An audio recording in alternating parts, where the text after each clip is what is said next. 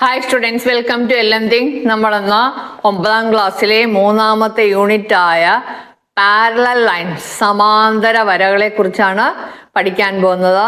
ഇന്ന് ഈ യൂണിറ്റ് ആരംഭിക്കുകയാണ്. കുറേ ചിത്രത്തിലൂടെ നമുക്ക് അത് പഠിക്കാം. പാരലൽ ലൈൻസ്, സമാന്തര വരകൾ. ആ പേരിൽ നിന്ന് തന്നെ നമുക്ക് മനസ്സിലാവും സമമായ അന്തരം. അന്തരം എന്ന് പറയുന്നത് എന്താണ്? അകലം. അകലം സമമായിരിക്കും.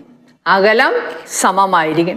ഈ ചിത്രത്തിൽ നോക്കേ, ഈ രണ്ട് വരകൾ എത്ര നീട്ടിയാലും കൂട്ടിമുട്ടില്ല. നമ്മൾ രണ്ട് സൈഡിലേക്ക്, അപ്പുറത്തോട്ട് ഇപ്പുറത്തോട്ട്, ഏത് വശത്തേക്കും നീട്ടിയാലും കൂട്ടി മുട്ടില്ല. ഇവ തമ്മിലുള്ള അകലം ഏത് രണ്ട് ബിന്ദു എടുത്താലും അവ തമ്മിലുള്ള അകലം എന്തായിരിക്കും? തുല്യമായിരിക്കും. ഈ രണ്ട് ലൈൻ നോക്കിക്കേ, ഇത് നമ്മൾ നോക്കുമ്പം ഈ അകലങ്ങൾ വ്യത്യാസമാണ് അല്ലേ, കൂടിക്കൊണ്ടേ ഇരിക്കുന്നത്. അപ്പോൾ ഇത് കുറച്ചങ്ങോട്ട് നമ്മൾ നീട്ടുകയാണെങ്കിൽ ഈ സൈഡ് അകന്നു പോയിക്കൊണ്ടേയിരിക്കും, ഈ രണ്ട് സൈഡ് അകലം കൂടിക്കൊണ്ടേയിരിക്കും. ഇത് കുറേ ദൂരം പോയി കഴിയുമ്പോൾ കൂട്ടി മുട്ടുന്നതായിരിക്കും.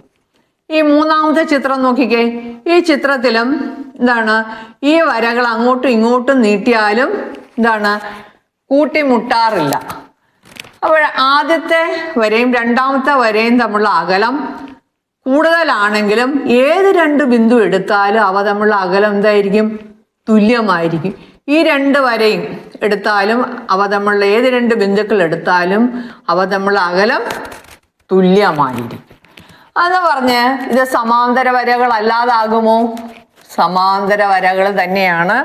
എന്താണ്, എത്ര നീട്ടിയാലും, ഇരുവശവും എത്ര നീട്ടിയാലും കൂട്ടിമുട്ടാത്ത വരകളെയാണ് സമാന്തര വരകളെന്ന് പറയുന്നത്. അവ തമ്മിലുള്ള അകലവും എന്തായിരിക്കും? തുല്യമായിരിക്കും. ഇവിടെ 4 വരകൾ കാണിച്ചിട്ടുണ്ട്. എത്ര അങ്ങോട്ടും ഇങ്ങോട്ടും അപ്പുറത്തോട്ടും ഇപ്പുറത്തോട്ടും നീട്ടി വലിച്ചാലും, എത്ര നീട്ടിയാലും കൂട്ടിമുട്ടില്ല. ഈ അകലങ്ങൾ എന്തായിരിക്കും? തുല്യമായിരിക്കും. ഏത് രണ്ട് ബിന്ദു എടുത്താലും ഇവ തമ്മിലുള്ള അകലം തുല്യമായിരിക്കും. രണ്ടാമത്തെ മൂന്നാമത്തെ ലൈൻ എടുത്താലും അകലം തുല്യം. 3, 4 എടുത്താലും അകലം തുല്യം. അപ്പോൾ ഇതിൽ നമുക്ക് ഒരു കാര്യം വ്യക്തം. ഇനി നോക്കിക്കേ, ഈ പാരലൈനിൽ ഞാൻ കുറുകെ ഒരു വര വരയ്ക്കുന്നു, സ്ലാൻഡഡ് ലൈൻ, ചരിഞ്ഞ വര. അപ്പം ചരിഞ്ഞ വര വരച്ചെങ്കിലും ഈ വരകൾ തമ്മിലുള്ള അകലം, അതായത് ഈ പോയിന്റ്, ഈ അകലം, ഈ അകലം, ഈ അകലം, ഇതെല്ലാം എന്തായിരിക്കും? തുല്യമായിരിക്കും. അപ്പോൾ ഈ 4 സമാന്തര വരകളെ, പാരലൈൻസിനെ വേറൊരു സ്ലാൻഡഡ് ലൈൻ കട്ട് ചെയ്യുമ്പോൾ ഉണ്ടാകുന്ന അകലവും എന്തായിരിക്കും? തുല്യമായിരിക്കും. അതാണ് നമുക്ക് പറയുന്നത് പാരലൈൻസ് the same distance apart cut any other line into equal pieces. ഈ സമാന്തര രേഖകൾ തമ്മിലുള്ള അകലം തുല്യമാണ്. അങ്ങനെയെങ്കിൽ ഒരു സ്ലാൻഡഡ് ലൈൻ കട്ട് ചെയ്താലും അവ തമ്മിലുള്ള അകലം തുല്യമായിരിക്കും. ഈ അകലം 1 യൂണിറ്റ് ആണെങ്കിൽ, 1 സെൻറ്റിമീറ്റർ ആണെങ്കിൽ ഇതും 1 സെൻറ്റിമീറ്റർ, ഇവിടെ അകലം 1 സെൻറ്റിമീറ്റർ ആയിരിക്കും. മനസ്സിലായല്ലോ? അപ്പോൾ ഇതാണ് ഇതിൻ്റെ അകത്ത് പറയുന്ന ഒരു തത്വം. ഇനി മറ്റൊരു എക്സാമ്പിൾ നോക്കാം. ഈ ചിത്രത്തിൽ നോക്കിക്കേ, ഈ ലൈൻസ് എല്ലാം പാരലലാണ്. അതുകൊണ്ട് 1, 2, 3, 4, 5, 6 ഈ ലൈൻസ് എല്ലാം പാരലാണ്. എത്ര നീട്ടിയാലും കൂട്ടിമുട്ടില്ല. ഇവ തമ്മിലുള്ള അകലം, ഈ അകലങ്ങൾ എന്തായിരിക്കും? തുല്യമായിരിക്കും. ഈ അകലങ്ങൾ തുല്യമായിരിക്കും. 1 സെൻറ്റിമീറ്റർ ആണെങ്കിൽ എല്ലാം 1 സെൻറ്റിമീറ്റർ, 2 സെൻറ്റിമീറ്റർ ആണെങ്കിൽ എല്ലാം 2 സെൻറ്റിമീറ്റർ. ഇവിടെ നോക്കിക്കേ, 2 ലൈൻ വരച്ചിട്ടുണ്ട്. ഈ പാരലൈൻസിന് കുറുകെ 2 സ്ലാൻഡഡ് ലൈൻ വരച്ചിട്ടുണ്ട്. ഈ സ്ലാൻഡഡ് ലൈൻ ഈ പാരലൈനെ കട്ട് ചെയ്യുകയാണെങ്കിലും ഈ അകലങ്ങൾ തുല്യമായതുകൊണ്ട് ഈ കട്ട് ചെയ്യുന്ന അകലങ്ങളും എന്തായിരിക്കും? തുല്യമായിരിക്കും. ഈ അകലങ്ങളെല്ലാം എന്തായിരിക്കും? തുല്യമായിരിക്കും. രണ്ടിലും ഈ അകലങ്ങൾ എന്തായിരിക്കും? തുല്യമായിരിക്കും. അതായത് പാരലൈൻസ് which cut some line into equal pieces are equal distance apart. അതായത് ഈക്വൽ പീസസ് ആയിട്ട് കട്ട് ചെയ്യുന്ന ഈ പാരലൈൻസ് തമ്മിലുള്ള അകലം തുല്യമാണെങ്കിൽ ഈ സ്ലാൻഡഡ് ലൈൻ കട്ട് ചെയ്യുന്ന ഡിസ്റ്റൻസും എന്തായിരിക്കും? ഈക്വൽ ആയിരിക്കും. മനസ്സിലായോ? ആദ്യം നമ്മൾ ഒരെണ്ണം പഠിച്ചു. എന്താണ്? പാരലൈൻസ് the same distance apart cut any other line into equal pieces. തിരിച്ചും മറിച്ചും പറയുകയാണ്. എന്താണ്? പാരലൈൻസ് ആണോ അത്? പാരലൈൻസ് എന്ന് പറഞ്ഞാൽ അർത്ഥം എന്താണ്? സമം ആയിട്ടുള്ള അന്തരം, സമാന്തര വരകൾ.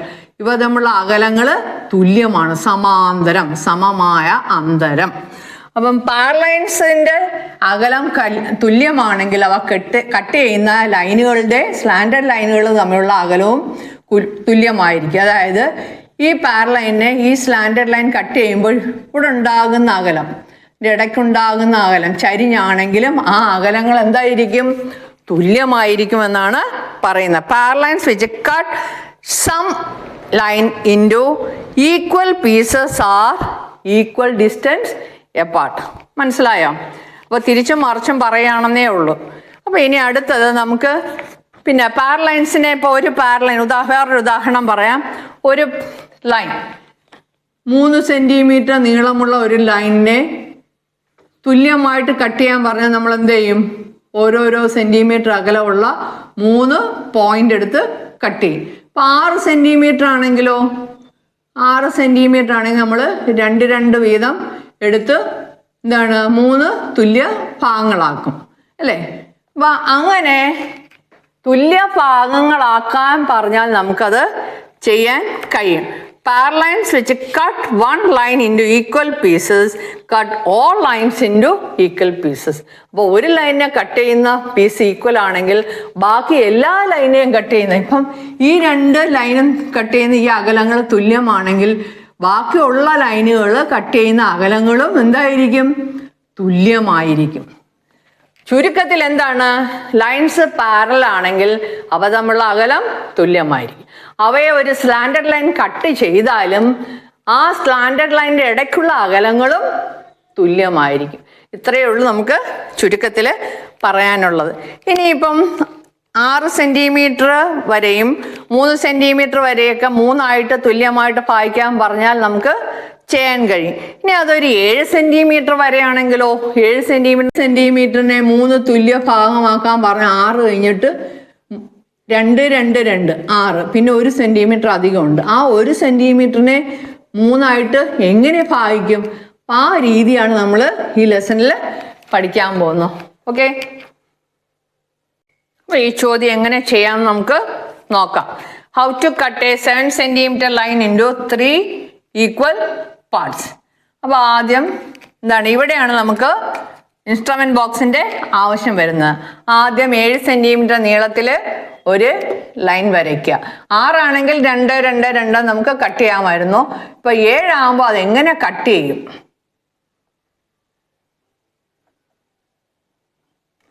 അപ്പം ഇതിൻ്റെ അകത്ത് നമുക്ക് ചെറിയ ഫിഗർ ആയിരിക്കും കിട്ടുന്നത്. 7 സെൻറ്റിമീറ്റർ നീളത്തിൽ ഞാനൊരു വര വരച്ചു. അപ്പോൾ 1 സെൻറ്റിമീറ്റർ എന്ന് പറഞ്ഞാൽ 2 യൂണിറ്റ് എടുത്തിട്ട് 1 സെൻറ്റിമീറ്റർ ആയിട്ട് നമുക്ക് ചെയ്യാൻ പറ്റും. ഇപ്പോൾ ബോർഡിലൊക്കെ ചെയ്യുമ്പോൾ കറക്റ്റ് 7 സെൻറ്റിമീറ്റർ എടുക്കുമ്പോൾ ചെറിയ ഫിഗർ ആയിരിക്കും കിട്ടുക. അപ്പോൾ ഈ 7 സെൻറ്റിമീറ്ററിന് നമുക്ക് തുല്യമായിട്ട് 3 ഭാഗിക്കണം. അപ്പം 7 സെൻറ്റിമീറ്റർ ലൈനിനെ നമുക്ക് 3 ഭാഗിക്കണം. അപ്പോൾ 2, 2 സെൻറ്റിമീറ്റർ അകലത്ത് 2, 2, 2, അപ്പം 6 പിന്നെ ഒരെണ്ണം ഉണ്ട്. പിന്നെ 3, 3, 3 എടുക്കുകയാണെങ്കിൽ 9 കൂടുതലാവും, 7 കൂടുതലാവും.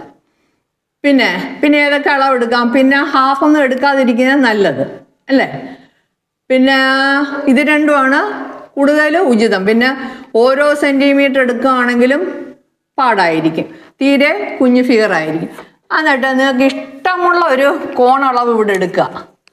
നമ്മളിപ്പം 6 എടുക്കാമോ? 2, 2, 2 വേണ്ടേ? ഒരുപാട് അകലവും വേണ്ട, ഒരുപാട് ചെറിയൊരു ആംഗിൾ എടുത്താൽ മതി. ഒരുപാട് വാതർന്ന കണക്കത്തുള്ള ആംഗിൾ വേണ്ട, ചെറിയൊരു ആംഗിൾ വരയ്ക്കാം. നിങ്ങൾക്ക് ഇഷ്ടമുള്ളൊരു ആംഗിൾ നമുക്ക് എടുക്കാം, അതിന് അളവൊന്നുമില്ല. ഇത് 6 സെൻറ്റിമീറ്റർ നീളത്തിൽ 2, 2 ഭാഗിക്കുക. അപ്പം 6 സെൻറ്റിമീറ്റർ ആകുമ്പം 1, 2, 3. ഇവിടെയാണ് 6 സെൻറ്റിമീറ്റർ ഇവിടം വരെ ആയി. 6 സെൻറ്റിമീറ്റർ എടുത്ത് 7-ന് തൊട്ട് മുന്നേ ഉള്ള സംഖ്യ എടുത്ത്. അപ്പോൾ 6-ന് നമുക്ക് 2 സെൻറ്റിമീറ്റർ ആയിട്ട് 3 ഭാഗിച്ച് ഞാൻ 2 സെൻറ്റിമീറ്റർ ആയിട്ട് 3 ഭാഗിച്ചിട്ട് അവസാനത്തെ അറ്റം ഇതുമായിട്ട് യോജിപ്പിക്കുക. മനസ്സിലായല്ലോ? ഇത് മാർക്കറായതുകൊണ്ട് മാഞ്ഞു പോകും കേട്ടോ. അല്ലാതെ സ്കെയിൽ ഉപയോഗിക്കാതെ ഞാൻ എന്നിട്ട് ചിലപ്പം ചരിഞ്ഞു പോകും. നമ്മൾ കൊടുത്ത അടയാളമൊക്കെ ഇവിടെ കിടപ്പുണ്ട്. 2, 2, 4, 2, 6. ഇനി നിങ്ങൾ സെറ്റ് സ്ക്വയറും സ്കെയിലും വെച്ചിട്ടാണ് ഇതിന് പാരലൽ ലൈൻ വരയ്ക്കേണ്ടത്. ഇതാണ് പാരലൽ ലൈൻ വരയ്ക്കേണ്ടത്, സമാന്തര രേഖ. നിങ്ങൾ 7ാം ക്ലാസ്സിലൊക്കെ പഠിച്ചിട്ടുണ്ടായിരിക്കുമല്ലോ. 7ലും 8ലും ഒക്കെ സമാന്തര രേഖ വരയ്ക്കാനൊക്കെ 7ാം ക്ലാസ്സിലാണ് കൂടുതൽ പഠിച്ചിട്ടുള്ളത്. ഇപ്പോൾ സമാന്തര രേഖ നമുക്ക് വരയ്ക്കണം.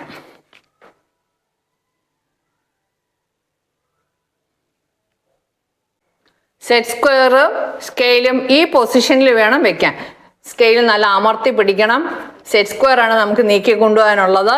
അപ്പോൾ നീങ്ങാതിരിക്കാൻ, ഇത് രണ്ടും തെന്നി മാറാതിരിക്കാൻ നമ്മൾ നല്ല അമർത്തി പിടിച്ചുകൊണ്ടിരിക്കുക. എന്നിട്ട് സെറ്റ് സ്ക്വയർ മാത്രം നീക്കുക. ഉണ്ടോ?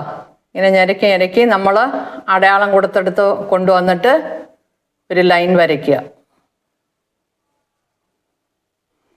പിന്നെ നീക്കി നീക്കി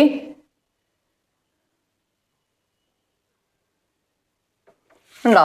ഇങ്ങനെയാണ് 7 സെൻറ്റിമീറ്റർ നീളമുള്ള വരയെ 3 തുല്യ ഭാഗങ്ങളാക്കുന്നത്.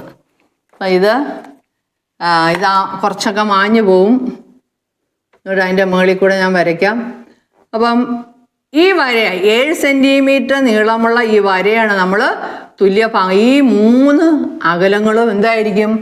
തുല്യമായിരിക്കും. ഓക്കെ, ഇങ്ങനെയാണ് വരയ്ക്കുന്നത്. മനസ്സിലായല്ലോ? അപ്പം ഇങ്ങനെയാണ്. ഇന്നിപ്പോൾ വൈൻഡപ്പ് ചെയ്യുകയാണ്.